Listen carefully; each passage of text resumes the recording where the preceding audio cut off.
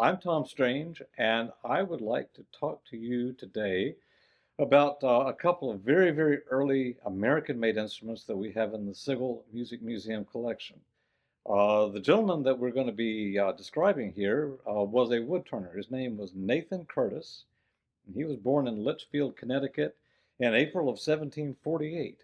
So a Native American, apprenticed and then grew up to be a woodturner, primarily making table legs, chair legs, and other turned objects that would have been common at the time.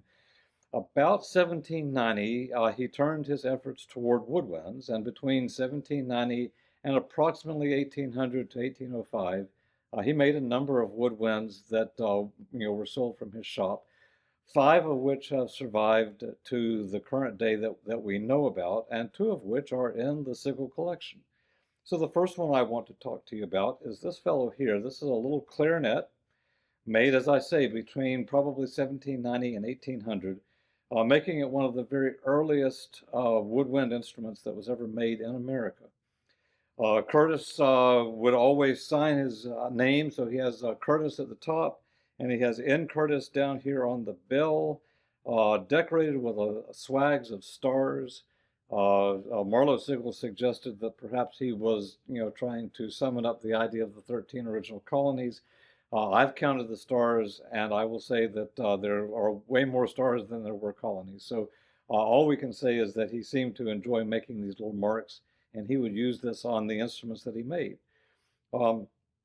He was not a professional woodwind maker when he takes over this job, and so while this clarinet would be a playable instrument, there's some sort of awkward moments to it. The keys out here can only be accessed by the little finger here, and they're kind of incorrectly placed to make it easy to play. This one missing its mouthpiece, but there would have been just a headpiece up here, and then a mouthpiece that fits on that, and you would play facing the audience just like so. Made of boxwood, beautiful instrument, delightful instrument to show off, and we're really happy to be able to show it.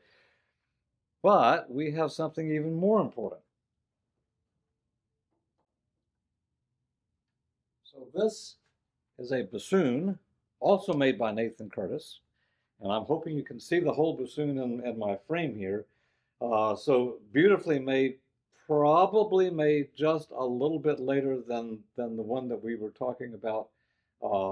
He seems to have simplified his name quite a bit.